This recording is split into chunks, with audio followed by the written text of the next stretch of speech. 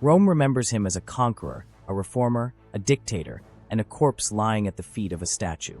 His name has echoed for more than 2,000 years, spoken with admiration, resentment, and fear. Julius Caesar was loved by the people, feared by the elite, and murdered by the very men who claimed to be saving the Republic. Yet the story most people think they know is only the surface. Behind the triumphs and betrayals lies a chilling truth. One detail about his rise and death that history often softens, ignores, or hides entirely.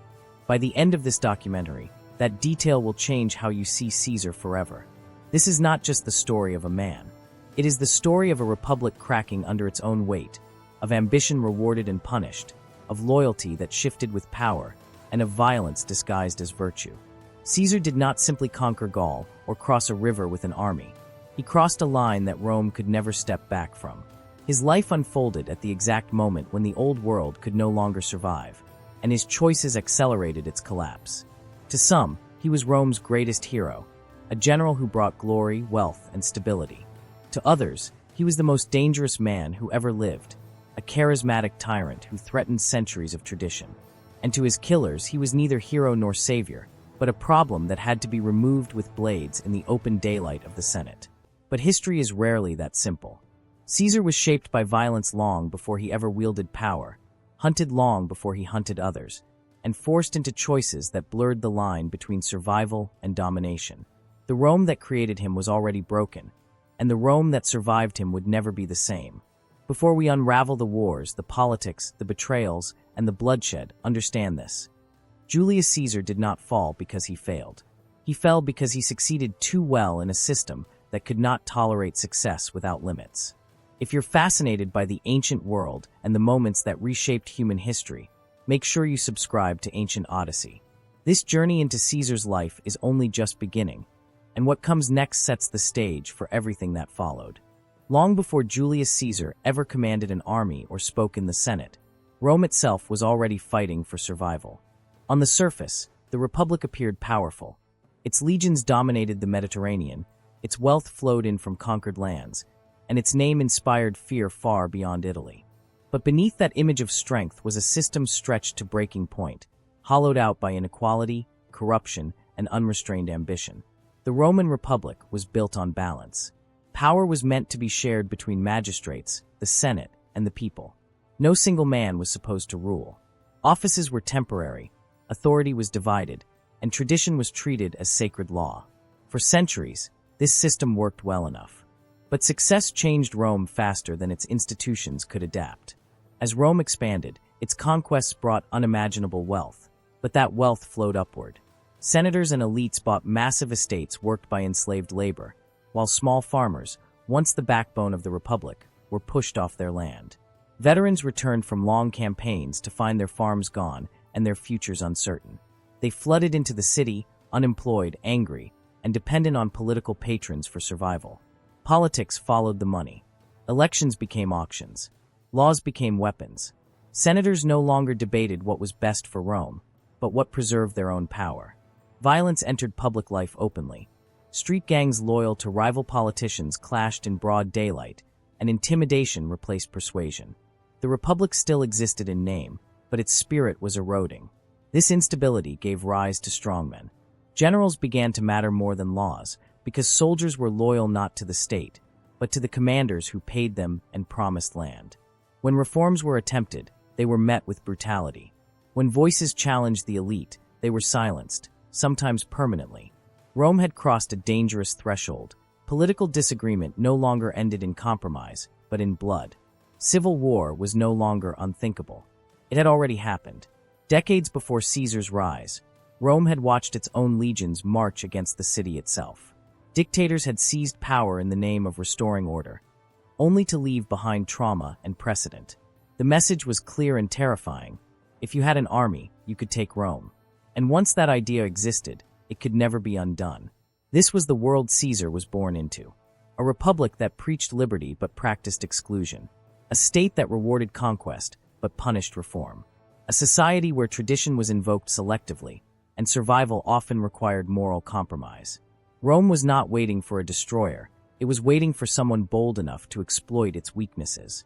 And into this fragile, volatile world stepped a young man from an ancient bloodline, carrying a famous name but no real power yet.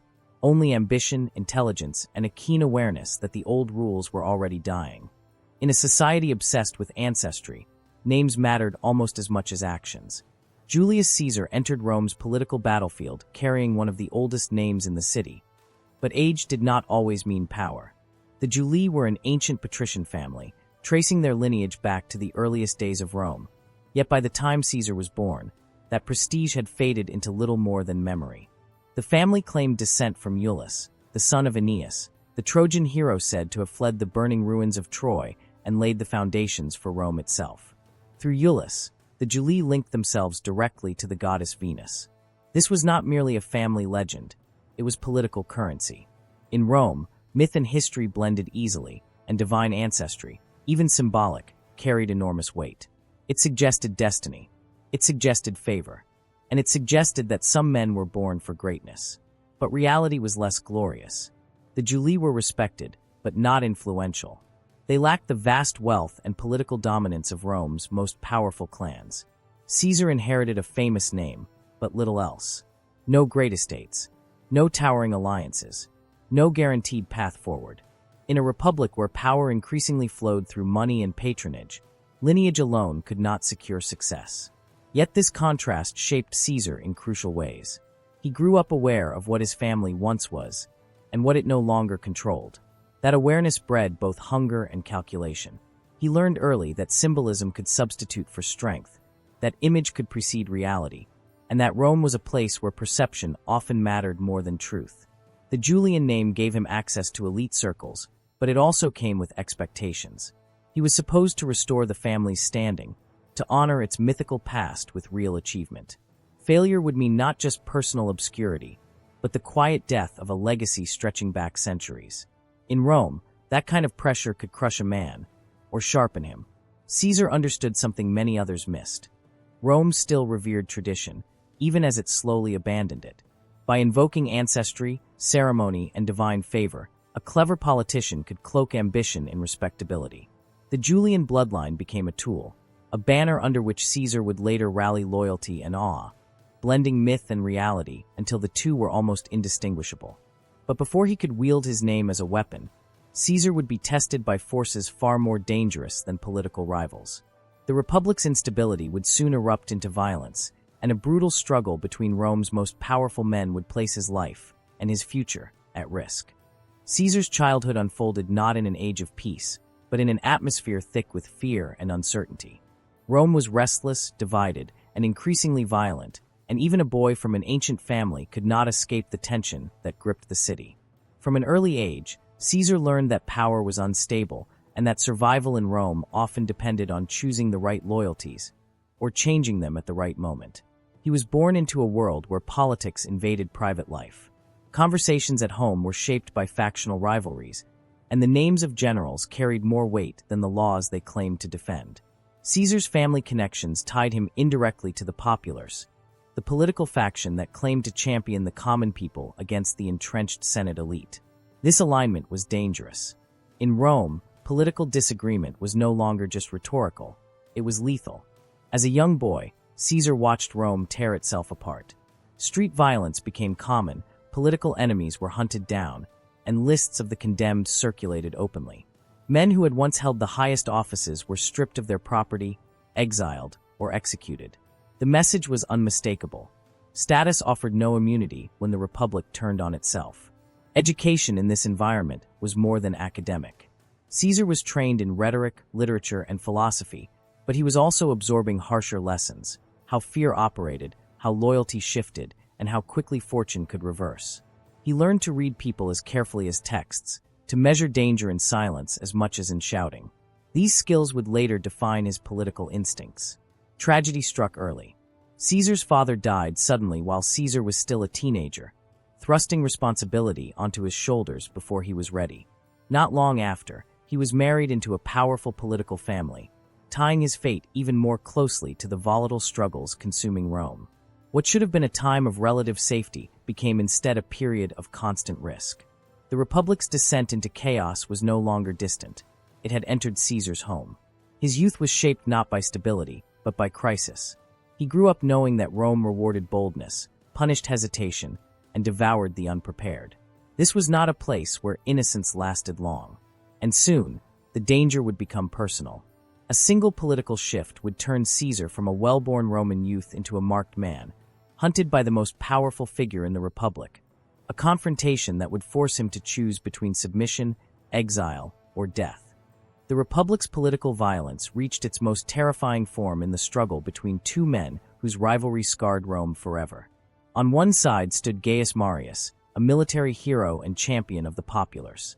On the other stood Lucius Cornelius Sulla, an aristocratic general determined to restore senatorial dominance. Their conflict was not merely political. It was a war for control of Rome itself, and Julius Caesar was caught in its path. Through blood and marriage, Caesar was tied to Marius. His aunt had married the great general, and Caesar himself was married to Cornelia, the daughter of one of Marius's closest allies. These connections marked him unmistakably when Sulla emerged victorious. When Sulla marched his legions on Rome and seized power, he did something unprecedented. He turned the machinery of the state into an instrument of terror. Prescriptions followed. Lists of enemies were posted in public spaces, naming men who could be killed without trial. Their property was confiscated, their families ruined, and their deaths rewarded. Rome became a city where survival depended on silence or submission. Even teenagers with the wrong name could be condemned. Caesar was summoned before Sulla and ordered to do something simple and humiliating: divorce his wife. It was a test of loyalty, a demand that would sever his ties to the defeated faction. Many in Caesar's position complied. Caesar refused. Stripped of his priesthood, his inheritance seized, and his safety evaporated, Caesar went into hiding. He moved constantly, sick and vulnerable, relying on bribes and the loyalty of friends to evade capture. At one point, he was arrested by Sulla's soldiers and only escaped execution by paying for his freedom. For a young man barely out of adolescence, Rome had become a death trap. Sulla eventually relented, persuaded by those who saw promise in the defiant youth. But even as he spared Caesar, Sulla reportedly issued a chilling warning that in Caesar there were many Mariuses. Whether apocryphal or not, the sentiment captured a truth. Caesar had shown an unyielding will in the face of absolute power. This experience carved something permanent into him. He had seen what happened when one man controlled Rome, and he had survived by refusing to bend completely. Fear no longer paralyzed him, it clarified him. Exile became preferable to obedience, and risk became a familiar companion. When Caesar finally left Italy, fleeing the reach of Sulla's regime, he did so not as a victim, but as a man hardened by near death. The Republic had tried to erase him, and failed. What followed would take him far from Rome, into danger once again, where an encounter at sea would reveal both his audacity and his emerging sense of destiny. Forced away from Rome and cut off from its political life, Caesar entered exile not as a defeated man, but as one sharpening himself for return. He traveled east, seeking military experience and distance from the reach of Sulla's terror. For a young Roman noble, exile was often the end of ambition. For Caesar, it became an education in power, command, and intimidation. While crossing the Aegean Sea, fate placed him in the hands of pirates, an encounter that would later become legend. Captured and held for ransom, Caesar did something no sensible captive would dare. He laughed at his captors. When they demanded a ransom, he told them it was far too low and insisted they ask for more. He joined in their games, criticized their poetry, and spoke to them not as masters, but as inferiors. And then he made them a promise. Caesar repeatedly told the pirates that once he was freed, he would return and have them all crucified. They treated it as a joke. To them, he was an arrogant Roman youth playing at confidence. But Caesar was not joking. After his ransom was paid and he was released, Caesar immediately raised a small fleet from nearby cities, pursued the pirates, and captured them. True to his word, he ordered their execution. In a gesture that revealed both cruelty and calculated mercy, he had their throats cut before crucifixion, sparing them prolonged suffering, but ensuring his threat was fulfilled. Authority, Caesar understood, was meaningless if not enforced. This episode exposed a defining trait. Caesar expected obedience as a matter of natural order. He believed command was his right, and defiance a temporary mistake. Even as a young man with no official power, he acted as if the world was already bending toward him. His exile continued with military service in Asia Minor, where he distinguished himself in combat and leadership. He observed how Eastern kings ruled, how loyalty was maintained, and how fear and generosity could coexist as tools of control. Rome was not the only model of power, and Caesar was learning alternatives. By the time Sulla died and the danger at home subsided, Caesar returned to Rome transformed. He was no longer merely a survivor of political violence. He was confident, hardened, and deeply aware that decisive action could create legitimacy where none formally existed. The boy who had once hidden from soldiers now believed that hesitation invited destruction. Power, once taken, had to be held without apology. And before he could wield it openly, Caesar would need something just as vital as an army: mastery of words, persuasion, and public performance in the heart of Rome. When Caesar returned to Rome, he understood that legions alone did not rule the Republic. Power in the city was shaped in courtrooms, assemblies, and the Senate floor, where reputations were built or destroyed by words. Before he could command armies, he needed to command attention, and persuasion would become his first true weapon. Rome was a society that revered oratory. A man's voice could elevate him from obscurity or cast him into ruin. Caesar devoted himself to mastering this art with the same intensity others reserved for warfare. He studied rhetoric obsessively, trained his memory, refined his gestures, and disciplined his voice. Every movement, every pause, every phrase was calculated for maximum effect. He chose his targets carefully.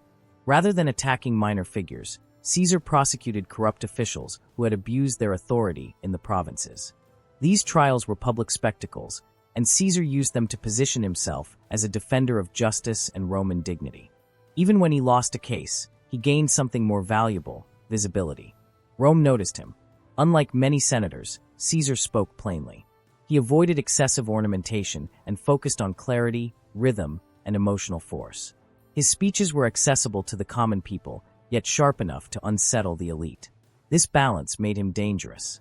He could rally crowds without appearing vulgar, and challenge aristocrats without seeming reckless. But rhetoric was not only about justice, it was about memory. Caesar carefully associated himself with popular causes, honoring fallen heroes tied to his family, and reviving public symbols that reminded Rome of its neglected ideals. Every appearance reinforced the idea that he represented continuity with the past, even as he subtly pushed toward change. Through words, Caesar rebuilt what exile had stripped away. He regained prestige, influence, and allies. His voice carried not just argument, but confidence, the quiet assertion that he belonged at the center of Roman life. And as his reputation grew, so did his willingness to take risks. Yet eloquence alone could not sustain ambition. Oratory opened doors, but advancing further required money, vast sums of it, and the willingness to gamble everything on political assent. Caesar was about to step onto a path where debt became a weapon, alliances became transactions, and survival depended on outpacing collapse. As Caesar's voice began to carry weight in Rome, he faced a brutal reality of republican politics. Influence was expensive. Elections demanded spectacle, loyalty demanded reward, and visibility demanded constant expenditure. To rise, a man needed money he often did not have, and Caesar chose not to let that stop him. He spent recklessly, funding lavish public games, festivals, and displays that dazzled the masses and associated his name with generosity and excitement. These events were not acts of charity, they were investments. Every cheer was a future vote, every favor a political bond. Rome remembered who entertained it, and Caesar ensured he was unforgettable. The cost was staggering. Caesar plunged himself into debt on a scale that alarmed even his allies. Creditors circled, and at times his financial obligations were so severe that legal action could have ended his career overnight. Yet he remained calm, convinced that success would always outrun consequence. Where others feared insolvency, Caesar saw leverage. Debt forced him to move forward. Stagnation meant ruin, but advancement offered protection. Each new office brought immunity, prestige, and opportunities to repay favors with influence rather than coin. Caesar learned to treat legality as flexible and tradition as negotiable, pushing boundaries without quite breaking them, until breaking them became unavoidable. He also proved adept at choosing allies. Caesar aligned himself with men who were powerful, resented, or underestimated, binding them to him through mutual advantage. He avoided moral posturing and focused on outcomes. Loyalty was cultivated, not assumed, and betrayal was anticipated as a matter of course. At the same time, he positioned himself as a man of the people. He supported land reforms, opposed excessive senatorial privilege, and presented himself as a champion of fairness, without ever fully committing to ideological extremes. This ambiguity allowed him to appeal broadly while keeping his options open. Risk became his currency. Every move carried the potential for disaster, yet Caesar embraced instability as an advantage. In a system already decaying, boldness was mistaken for leadership and confidence for legitimacy. By the time his enemies realized how far he had climbed, he was already beyond easy reach. But even Caesar understood that personal ambition alone could not overcome Rome's entrenched power structures. To rise further, he would need something unprecedented, an alliance so strong, so informal, and so dangerous that it would quietly undermine the Republic from within. By the time Caesar reached the upper ranks of Roman politics, he recognized a hard truth. No single man, no matter how skilled, could dominate the Republic alone. Power in Rome was fragmented, guarded by rival elites who blocked one another as much as they defended tradition. To break through that paralysis, Caesar helped create something entirely new, an alliance that operated outside the law, yet dictated it from behind the scenes. He joined forces with two men who, like himself, were frustrated by the Senate's resistance. One was Pompey, Rome's most celebrated general, adored by his soldiers and feared by his rivals, yet repeatedly denied recognition and rewards for his veterans. The other was Crassus, the wealthiest man in Rome, whose vast fortune bought influence but not respect. Each man possessed what the others lacked. Together, they were unstoppable. This partnership, later called the First Triumvirate, was not a formal institution. It had no legal standing, no public charter, and no official name at the time. It was an agreement based on mutual benefit and mutual distrust. Caesar served as its political glue, mediating disputes, advancing legislation, and ensuring that all three profited. Through this alliance, laws were passed that would have been impossible under normal circumstances. Land was redistributed, debts were eased, and political opponents were sidelined or intimidated. The Senate protested, but its authority was hollow. Tradition could not compete with coordinated power.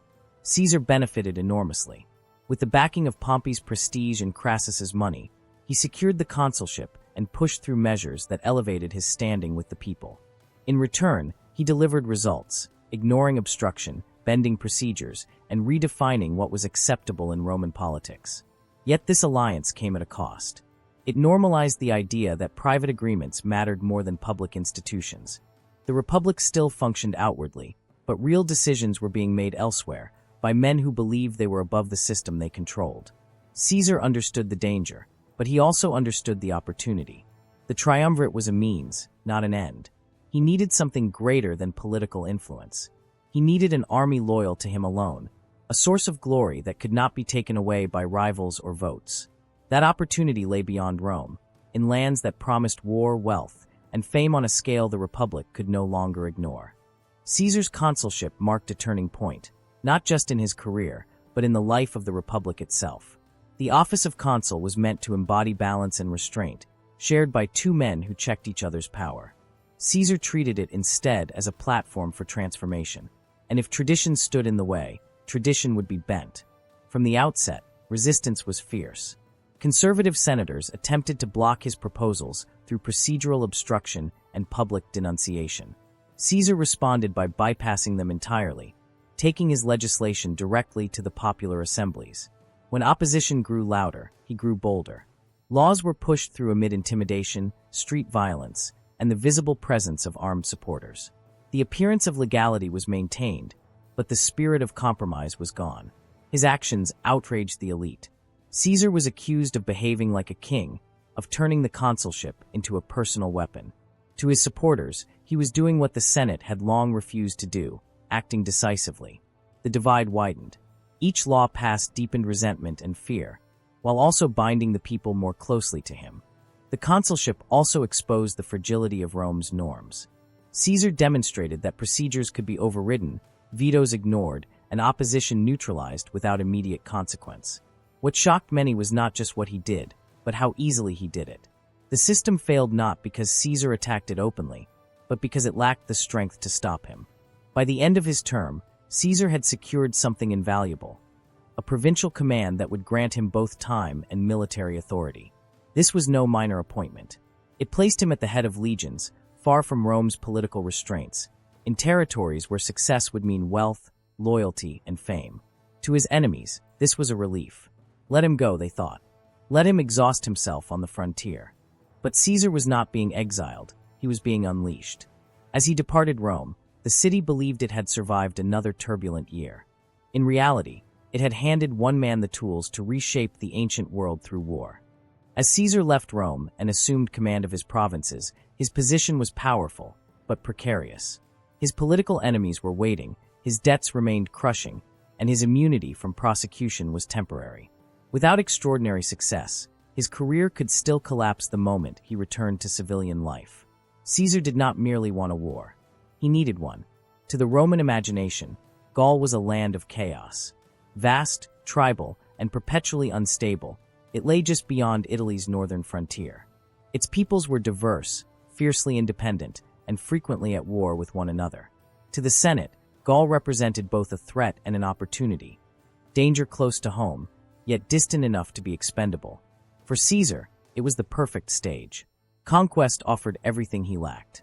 Military victories would bring plunder to pay his debts, loyal legions bound to him personally, and glory that no political rival could easily diminish. War would transform him from a controversial politician into a national hero. And if that war could be framed as defensive, even better. The moment came swiftly. Tribal migrations, internal conflicts, and border tensions provided justification for intervention. Caesar presented his campaigns as necessary to protect Rome and its allies. In reality, he was stepping into a conflict he could shape, prolong, and exploit. Each victory would justify the next. Each threat would demand further action. Gaul itself was not a unified enemy. Its fragmented political structure made coordinated resistance difficult, while its wealth, land, slaves, and resources promised immense rewards. Caesar understood this landscape not just geographically, but psychologically. Divide, intimidate, and strike decisively. Fear would be as effective as force. Yet beneath the strategic calculation lay something more personal. Caesar's past had taught him that safety was temporary and mercy unreliable. War offered clarity. In the chaos of battle, authority was unquestioned, loyalty visible, and hesitation fatal. On campaign, Caesar would not need to negotiate with rivals or plead before assemblies. He would command. As his legions crossed into Gaul, Rome barely noticed. The Senate assumed this would be another provincial command, another limited conflict on the fringes of empire. They did not yet understand that Caesar was about to wage a war that would redefine Roman power and his own identity. And once the fighting began, it would not stop until Gaul was broken, Rome was transformed, and Caesar stood at the center of history's most brutal gamble. When the first campaigns in Gaul began, they appeared modest in scale, quick interventions meant to stabilize a restless frontier. But Caesar had no intention of fighting a limited war. From the outset, he approached Gaul as a vast chessboard, where speed, intimidation, and relentless momentum would overwhelm enemies before they could unite against him. Caesar moved with startling efficiency. His legions marched faster than expected, built fortifications with astonishing speed, and struck before opponents fully grasped his intentions. Rivers were crossed in days, not weeks. Camps rose overnight. What seemed impossible became routine under his command, and the psychological impact was as devastating as the physical victories. But strategy alone did not win Gaul. Caesar was ruthless in enforcing obedience. Tribes that resisted were crushed publicly, their defeat turned into warnings for others. Entire populations were enslaved or displaced. Mercy was selective and calculated, granted when it served long-term control, denied when fear would spread faster than compassion. Caesar understood that terror could save time and lives by discouraging resistance. At the same time, he was careful to craft his image. Caesar sent detailed reports back to Rome, presenting himself as a disciplined commander defending Roman interests against barbarian aggression. His commentaries framed each battle as a necessity, each escalation as unavoidable. Rome read his words and saw order imposed on chaos, not conquest driven by ambition. Among his soldiers, loyalty deepened. Caesar shared hardships, rewarded bravery, and spoke to his men as partners in victory. He knew them by name, addressed them directly, and cultivated the sense that their fortunes were bound to his own. These legions were not just Rome's army, they were Caesar's. The brutality of the war was undeniable, even by Roman standards. Villages were burned, hostages taken, and resistance met with annihilation. Yet success silenced criticism. Each victory brought wealth, slaves, and prestige, reinforcing Caesar's authority both in Gaul and at home. The longer the war lasted, the more indispensable he became. What began as a campaign evolved into domination. Year after year, Caesar pushed deeper, subduing tribe after tribe, tightening his grip on the region. Rome watched in awe as news of triumph followed triumph. The Senate grew uneasy, but fear was tempered by admiration, and by the uncomfortable realization that Caesar was becoming too powerful to confront directly. Gaul was not yet fully conquered, but the pattern was set. Caesar had revealed his genius for war and his willingness to cross moral boundaries in pursuit of victory. And as resistance hardened, a greater challenge was forming, one that would test whether brute force and brilliance could overcome a united enemy. As Caesar's victories mounted, so did the scale of destruction left in their wake. To Rome, the Gallic Wars were a series of triumphant reports filled with enemy defeats and territorial gains. To the people of Gaul, they were years of relentless violence that erased entire communities. What Caesar called necessity, others, then and now, have called something far darker. Caesar did not merely defeat armies, he dismantled societies. Tribes that resisted were punished collectively, not selectively. Villages were burned, crops destroyed, and survivors sold into slavery by the tens of thousands. In some campaigns, Caesar openly described the extermination of entire groups as a strategic outcome. Resistance was not just crushed, it was made an example. Hostages became a tool of governance. Leaders were executed or paraded in chains. Fear spread faster than any legion could march, and Caesar exploited it deliberately. The message was unmistakable. Submission meant survival, defiance meant annihilation. By modern standards, many of these actions would be labeled war crimes. In Caesar's time, they were justified as the brutal logic of empire. Yet even among Romans, discomfort grew. Some senators questioned the scale of the killing and the endless extension of the war. Caesar answered them not with apology, but with results. Gaul was being pacified. Rome was safer. Wealth poured into the Republic. Moral unease dissolved in the glow of success. Caesar's own writings reveal the careful balance he maintained. He emphasized enemy treachery, framed massacres as reprisals, and portrayed himself as reluctant but firm. Violence was always presented as forced upon him, never chosen. By controlling the narrative, he shaped how history would remember the bloodshed. This darkness was not incidental, it was functional. Caesar had learned that overwhelming force shortened wars and discouraged future rebellion. Compassion, in his view, invited resistance. The cost was human suffering on a vast scale, absorbed into Roman prosperity and largely forgotten by those who benefited. But brutality has consequences. Fear unites enemies as often as it silences them. As the years of conquest wore on, resentment hardened into resolve. Out of the ruins of Gaul, a leader would emerge who understood Caesar's methods, and would challenge him with a unity the Romans had not yet faced. The brutality of Roman conquest eventually produced what fear alone could not prevent: a unified resistance. From the devastation of Gaul emerged a leader capable of rallying fractured tribes into a single force. His name was Vercingetorix, and he understood that only unity could challenge Caesar's legions. Vercingetorix adopted tactics designed to neutralize Roman advantages.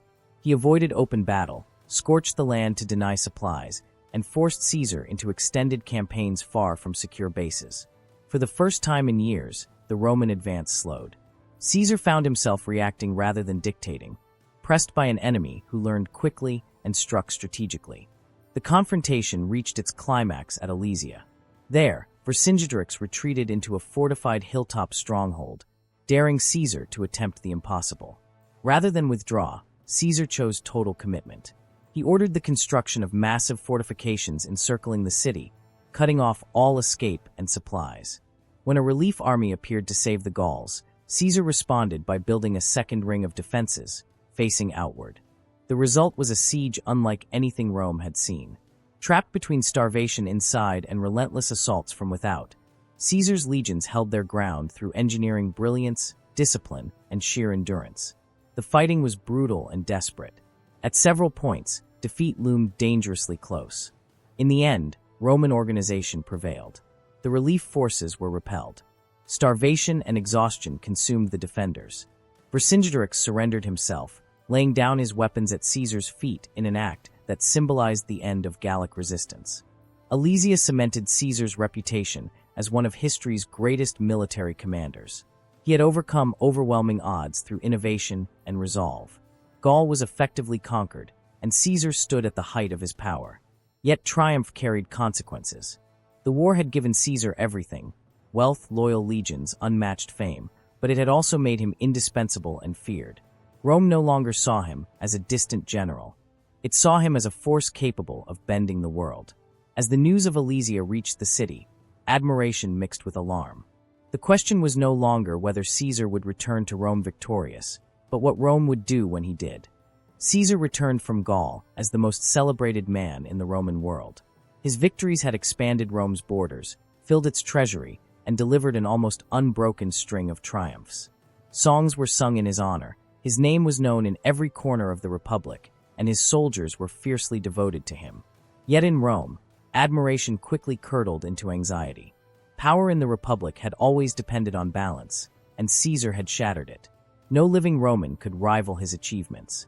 His legions had followed him for nearly a decade, grown wealthy under his command, and owed their futures to his promises. To the Senate, this loyalty was terrifying. An army devoted to a man rather than the state threatened everything Rome claimed to stand for. Political alliances began to fracture. The first triumvirate, once the engine of Caesar's rise, collapsed under the weight of death and rivalry. Crassus was gone, killed in a disastrous eastern campaign, and Pompey, once Caesar's ally, drifted toward the conservative faction. Fear pushed old friends into new positions. The Senate moved cautiously but deliberately. Caesar's enemies sought to strip him of his command and force him to return to Rome as a private citizen.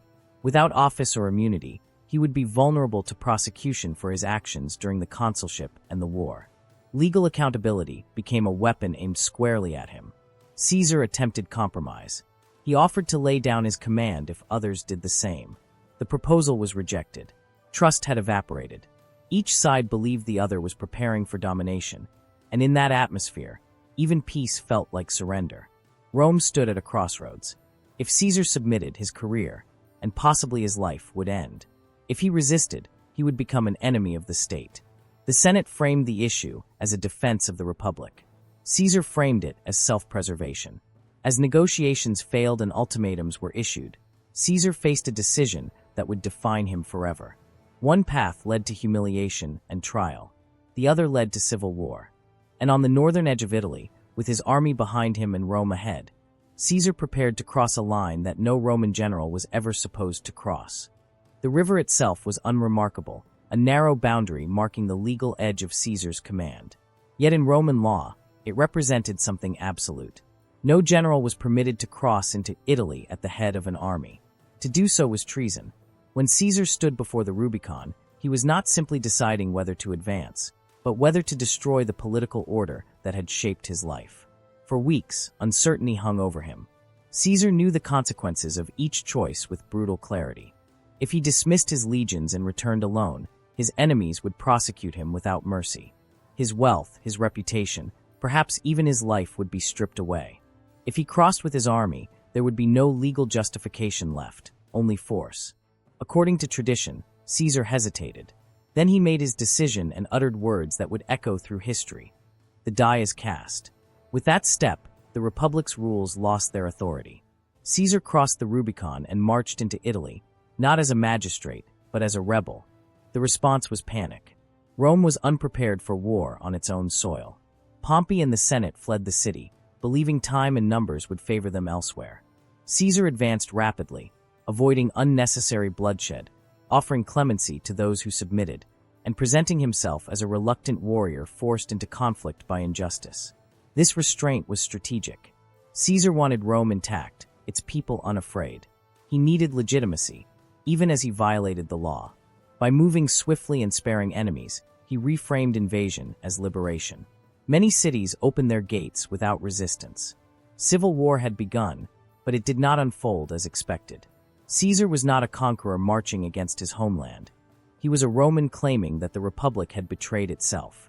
His enemies struggled to match his speed, unity, and clarity of purpose. Once again, Caesar had gambled everything. There was no turning back. Victory would make him master of Rome. Defeat would make him a traitor remembered only for his failure.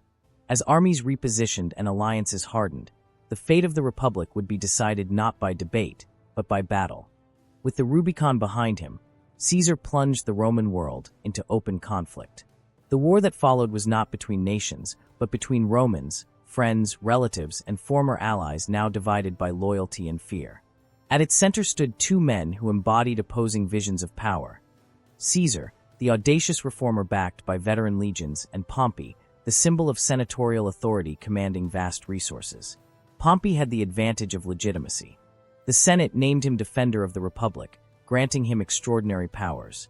He controlled Spain, the eastern provinces, and the fleet. In numbers, he was superior. But his forces were scattered, and his confidence rested on delay rather than decisive action. Caesar moved first.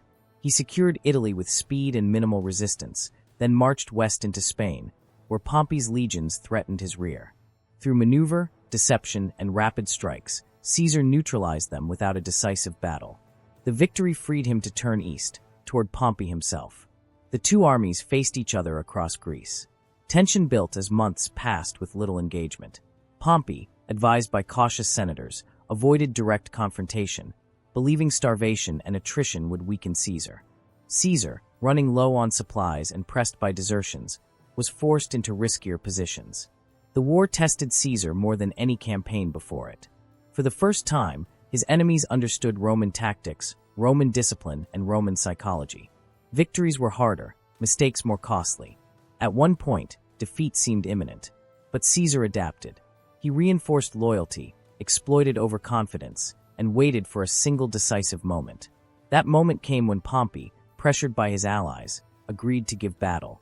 Rome's fate would be decided not by speeches or laws, but by a clash of legions on an open plain. The battlefield of Pharsalus became the stage on which the Roman Republic's future would be decided in a single day. Pompey commanded the larger force, with superior cavalry and the confidence of senators who believed victory was inevitable. Caesar's army was smaller, exhausted, and dangerously aware that defeat would mean annihilation. Caesar understood that he could not win by conventional means. Anticipating Pompey's cavalry attack, he made a critical adjustment, forming a concealed fourth line behind his own horsemen. When Pompey's cavalry surged forward, confident of overwhelming Caesar's flank, they were met with disciplined infantry striking upward with pila and swords, shattering the assault. The battle turned swiftly. Pompey's infantry wavered, then collapsed. Panic spread as formations broke, and the field descended into chaos. Caesar's men pressed relentlessly, knowing there would be no mercy if they failed. Pompey fled. The man once hailed as Rome's greatest general abandoned the field and escaped east, seeking refuge and regrouping. The battle was over, and with it, the last realistic chance to preserve the Republic through senatorial force. Caesar stood victorious, but he did not celebrate with cruelty. He ordered restraint, sparing many of his enemies and offering reconciliation. This clemency was both genuine and strategic. It reduced resistance and reinforced his image as a restorer of order rather than a tyrant. Yet mercy could not undo what had happened. The Senate's authority was broken. Rome now belonged to the man who commanded its legions. Pompey's flight would lead him toward betrayal and death, and Caesar would follow, not just to finish the war, but to secure his dominance beyond Rome's borders. Pompey's defeat did not end the war, it displaced it. Fleeing Pharsalus, he sought refuge in Egypt, believing the kingdom's young rulers would honor their past alliance with Rome. Instead, he was murdered upon landing, his death meant as a political offering to the victor who had not yet arrived. When Caesar reached Egypt and was presented with Pompey's severed head, he was reportedly horrified. This was not justice. It was opportunism. The killing deprived him of the chance to display mercy and claim moral authority over his rival. More importantly, it revealed how unstable Egypt had become. The kingdom was in turmoil, ruled jointly in name by the young Ptolemy XIII and his sister Cleopatra, whose rivalry had erupted into open struggle. Caesar stepped into the conflict as arbiter, backed by Roman authority and a small but disciplined force. Egypt's vast wealth and strategic position made it too important to ignore. Cleopatra, ambitious and politically astute, secured an audience with Caesar and quickly understood what he represented. Their alliance was personal and political, blending attraction with calculation. Caesar recognized in Cleopatra not just a queen, but a ruler capable of stabilizing Egypt in Rome's favor. The struggle turned violent. Caesar found himself besieged in Alexandria, fighting street by street in a foreign city. The conflict tested his adaptability once again. Through resilience and reinforcements, he prevailed, defeating Ptolemy's forces and securing Cleopatra's throne. With Egypt stabilized, Caesar emerged with more than victory. He gained access to one of the richest kingdoms in the Mediterranean and formed a partnership that would echo far beyond his lifetime. Cleopatra would bear him a son, further blurring the line between Roman authority and monarchic rule. To Rome, this relationship was unsettling. It suggested Eastern influence, royal ambition, and the erosion of republican values. Caesar returned not just as a conqueror, but as a man increasingly comfortable with personal power on a global scale. Yet unfinished business remained. While Caesar consolidated power abroad, resistance still smoldered elsewhere. His final campaign would test whether victory at Pharsalus had truly ended the war, or merely postponed its conclusion. When Caesar returned to Rome, he did so as the undisputed master of the Roman world. Civil war had ended, his rivals were dead or defeated, and no army remained that could challenge him. What remained was the question of how he would rule, and whether the Republic could survive his victory. Caesar assumed the title of dictator, a position traditionally reserved for emergencies and limited in duration. But this time, the rules changed. His authority was extended, renewed, and finally made permanent. Rome now had a single ruler in all but name. With power secured, Caesar moved swiftly. He launched a wave of reforms aimed at stabilizing a state exhausted by decades of chaos. Debts were restructured, veterans were settled on land, and colonization eased overcrowding in Rome. The calendar itself was reshaped, bringing order to time in a world that had lost its rhythm. He expanded the Senate, adding loyal supporters and provincial elites, diluting the influence of old aristocratic families. Citizenship was broadened, integrating distant regions more closely into Roman identity. These changes were practical, forward-looking, and popular among many outside the traditional ruling class. Yet each reform carried a political cost. Senators felt marginalized, reduced to ceremonial figures in a system where decisions were already made. Honors piled up around Caesar, statues, titles, privileges, that pushed dangerously close to kingship. Though he refused the crown, the symbolism surrounding him suggested something Rome had sworn never to accept. Caesar believed he was saving the Republic by reshaping it. He saw himself as a necessary corrective, imposing order where disorder had ruled. His critics saw something else entirely, a man dismantling centuries of tradition to secure personal dominance. The tension was unmistakable.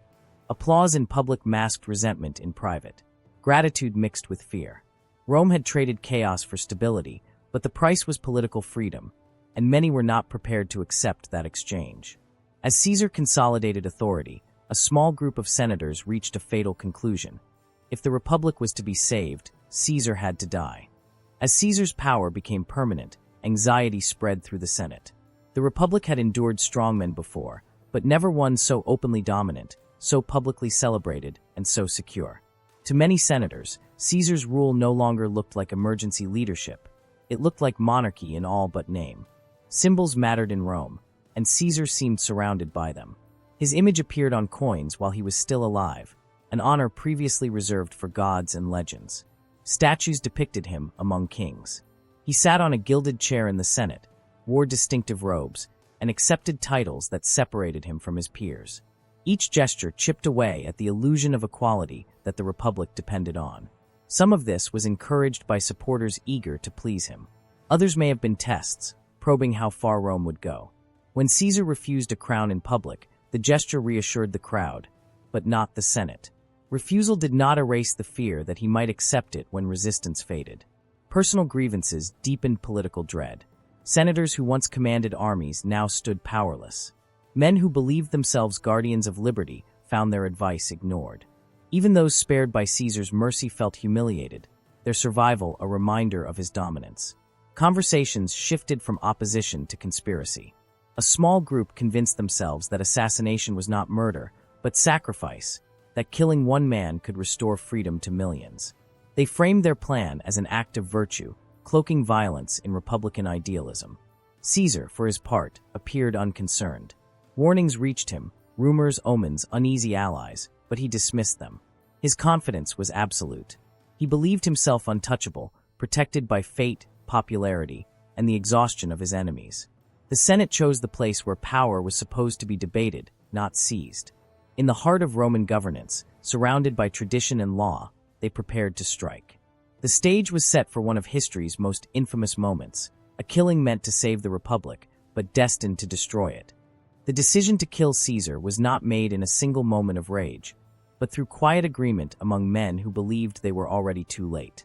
The conspirators came from different factions, bound not by friendship, but by fear. Some had fought against Caesar in the Civil War and owed their lives to his mercy. Others had once supported him, only to recoil at how absolute his power had become.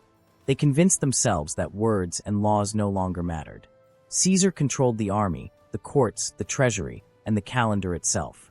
To act openly was impossible. To wait was surrender. In their minds, assassination became the last remaining tool of the Republic. They chose the Ides of March for a reason. The Senate would meet that day, and Caesar would arrive without guards, surrounded by colleagues, confident in the sanctity of the institution. Violence there would carry symbolic weight, an act carried out in defense of tradition, not personal ambition. The plan was simple and ruthless. Each conspirator would strike, ensuring no single man bore the full guilt. The killing would be public, undeniable, and irreversible. Afterward, they believed the Republic would naturally reassert itself, freed from tyranny by a decisive act of courage. But beneath the rhetoric of liberty lay miscalculation. The conspirators had no plan for what came next. They assumed the people would thank them, the Senate would regain authority, and Rome would accept the killing as necessary. They underestimated how deeply Caesar's influence ran, and how much chaos his absence would create. Caesar himself sensed nothing. He ignored warnings, dismissed rumors, and trusted the very men preparing his death. Confidence, which had carried him through wars and revolutions, now blinded him to danger. As the Ides of March dawned, Rome moved through its routines unaware that the Republic's fate would be sealed not by debate or decree, but by hidden blades waiting in the Senate House. The Senate chamber was calm when Caesar entered, filled with the familiar murmur of men who had debated laws and ambitions there for years. Nothing in the moment suggested what was about to happen. Caesar took his seat, unaware that nearly everyone around him had already chosen a side. The first blow came suddenly, disguised as a petition. As Caesar turned, steel flashed. Confusion rippled through the chamber as more blades followed. Senators surged forward, not in panic, but in grim coordination. Caesar tried to rise, stunned by the betrayal unfolding around him. When he recognized the faces of his attackers, men he had forgiven, elevated, trusted, resistance faded. According to tradition, his strength left him when he saw Brutus among them, a man he believed embodied republican virtue. Whether he spoke or remained silent mattered little. What mattered was the realization that mercy had not bought loyalty. He fell beneath a storm of blows, stabbed again and again until his blood soaked the floor at the base of Pompey's statue. The symbolism was cruel and unmistakable. Rome's greatest man lay dead beneath the likeness of his former rival, killed not by foreign enemies, but by senators claiming to act in the name of freedom. For a moment, there was silence. Then chaos. The conspirators raised their bloodied blades and declared the Republic restored. But outside the Senate, Rome did not erupt in celebration. It froze. The people did not cheer. They did not rejoice. They waited. The assassins had killed Caesar, but they had not killed his influence, his legacy, or the loyalty he commanded. In that moment of triumph, they failed to realize they had removed the only man capable of controlling what came next. The Republic had not been saved. It had been decapitated. Caesar's death did not bring the calm the conspirators had imagined. Instead, Rome drifted into stunned uncertainty. The Senate had slain its most powerful figure, but it had no authority to replace him, no army to enforce its will, and no plan to guide the state forward. Power, once concentrated, now lay scattered and unstable. The assassins quickly realized their mistake. Rather than being hailed as liberators, they were met with silence and suspicion. The people mourned Caesar openly, remembering his generosity, his victories, and the stability he had brought after years of chaos. The Senate's proclamations rang hollow in a city that felt abandoned by its leaders. Fear returned to Rome. Armed veterans lingered in the streets, unsure of whom to follow. Political alliances shifted overnight. No one knew who was in control, or who would be next to fall. The Republic existed only in theory, its institutions paralyzed by indecision. Into this vacuum stepped men who understood power better than ideals. Mark Antony, Caesar's trusted lieutenant, moved quickly to secure Caesar's papers, treasury, and political position. Others maneuvered quietly, waiting to see where loyalty would settle. The conspirators hesitated, hoping restraint would legitimize their actions. Instead, their inaction emboldened rivals. Rome, once again, stood on the edge of violence, not because one man ruled it, but because no one did. The fate of the Republic would now hinge on how Caesar's death was interpreted, and no moment would shape that interpretation more powerfully than what happened next, when Caesar's body was presented to the people and his legacy was spoken aloud. When Caesar's body was brought into the Forum, Rome finally found its voice. The crowd gathered not in anger, but in grief, drawn by curiosity and unease.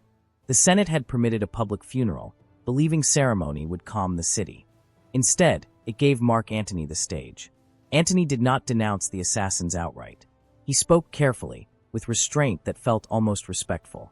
He reminded the people of Caesar's victories, his generosity, his refusal of kingship.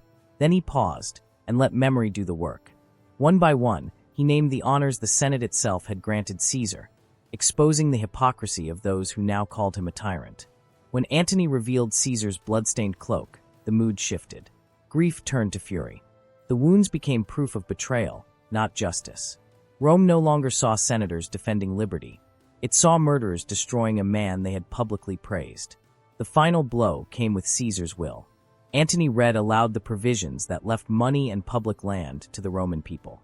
In death, Caesar appeared more generous than his killers had ever been in life. The crowd erupted. What followed was chaos. Mourners seized torches, turned the funeral into a riot, and hunted the conspirators through the streets. The Senate lost control completely. The Republic's authority collapsed not through force, but through words, spoken with precision, timing, and emotional mastery. Antony had done what Caesar once did best. He commanded Rome with rhetoric. By nightfall, it was clear that Caesar's death had not ended his influence. It had amplified it. His name became a rallying cry, his memory a weapon. And in the shadows, another figure watched closely, preparing to claim a legacy that would eclipse even Caesar's own. With Caesar dead and Rome once again sliding toward violence, the question of who he truly was became unavoidable. Even in antiquity, Romans could not agree on his legacy. To some, he was the destroyer of liberty, the man who ended the Republic through ambition and force. To others, he was its last hope, a reformer who imposed order on a system that had already failed. Supporters pointed to what Caesar achieved. He ended years of civil war, stabilized the economy, expanded citizenship, and addressed problems the Senate had ignored for generations. To them, his rule was not tyranny, but necessity. Rome, they argued, was already broken, and Caesar merely acknowledged reality where others clung to illusion. Critics saw something darker. Caesar concentrated power, weakened institutions, and surrounded himself with royal symbolism. His reforms, however practical, were enacted without consent. Liberty, once lost, could not be reclaimed through efficiency. From this view, Caesar was not a savior, but a warning, a man whose success proved how easily freedom could be traded for stability. Ancient historians reflected these divisions. Some admired his brilliance and leadership, others condemned his ambition and violence. None could ignore his impact. Caesar forced Rome to confront an uncomfortable truth. The Republic no longer functioned as intended. Whether he caused its fall or merely accelerated it remains debated. Modern perspectives continue the argument. Some see Caesar as a visionary undone by an inflexible system. Others see him as a prototype of the authoritarian ruler, using popularity and military loyalty to override law. The debate endures because Caesar embodied contradiction, mercy and brutality, reform and domination, loyalty and betrayal. What is clear is that Caesar did not rule in a vacuum. He was shaped by the Republic's failures and responded in ways that reflected its values as much as his own. His life exposes how societies collapse, not suddenly, but through a series of compromises made in the name of survival. And yet, One final detail complicates the entire story, a truth often overshadowed by drama and legend, one that forces us to reconsider whether Caesar's death achieved anything at all. For all the drama surrounding Caesar's rise and assassination, there is a truth that rarely receives the attention it deserves. The men who killed him believed they were restoring the Republic. In reality, they ensured its permanent destruction. Caesar's death did not reverse the concentration of power. It removed the last barrier preventing it from becoming absolute. The Republic was already hollow. Its laws had been bent by generals before Caesar, its elections corrupted by wealth and violence, its ideals invoked selectively by those in power. Caesar did not invent these failures. He exploited them more successfully than anyone else. When he died, the system he had dominated did not reawaken, it collapsed. The conspirators made a fatal miscalculation. They assumed that removing the man would remove the problem. Instead, they created a vacuum no institution could fill. Caesar had held together competing factions through authority, fear, and popularity. Without him, rival claimants rushed in, each claiming to act in his name or against it. Within months, Rome plunged back into civil war, bloodier, longer, and more devastating than the one Caesar had ended. The ideals invoked on the Ides of March vanished under marching legions and political purges. The Republic's final death came not at Caesar's hands, but at those of men who insisted they were saving it. The most shocking detail is this: Caesar's assassination achieved the exact opposite of its goal. It did not prevent monarchy, it guaranteed it. Within a generation, Rome would be ruled by an emperor wielding more power than Caesar ever held, backed by precedent forged in the chaos his murder unleashed. In trying to stop one man, the Senate destroyed the only leverage it had left. Caesar could be negotiated with, influenced, restrained. The forces unleashed by his death could not. His life ended in betrayal, but his legacy lived on, not as a warning, but as a foundation. The Republic did not fall because Caesar lived. It fell because he died. Caesar's story ends where Rome's old world ends with him. His life did not conclude an era. It exposed the truth about one already fading. The Republic that claimed to value balance, liberty, and law had long been undermined by ambition, inequality, and violence. Caesar did not break it in a moment of betrayal or conquest. He revealed how fragile it had become. In life, Caesar forced Rome to confront its contradictions. In death, he removed the last illusion that the old system could be restored. The civil wars that followed, the rise of emperors, and the transformation of Rome into an imperial state all flowed from the vacuum his assassination created. What the Senate feared most, one-man rule, became inevitable precisely because they chose the blade over reform. Caesar remains unsettling because he cannot be easily condemned or celebrated. He was a conqueror who brought stability, a reformer who ruled by force, a man capable of mercy who unleashed unimaginable violence. His genius and his cruelty were inseparable, shaped by a republic that rewarded both. The world that followed him bore his imprint everywhere, from the calendar that still carries his name to the political lessons learned from his rise and fall. Power, once centralized, cannot be undone by symbolism alone. Institutions weakened by compromise cannot be saved by dramatic gestures. Rome learned this too late. Julius Caesar did not become Rome's first emperor, but without him, the empire could not have existed. His death marked the end of Republican Rome, not with ceremony or decree, but with blood on a Senate floor and silence in a city unsure of its future. This has been Ancient Odyssey, where history meets possibility. If you want more deep dives into the ancient world, its figures, its turning points, and the moments that reshaped human civilization, make sure to subscribe to the channel and join the journey. Thank you for watching.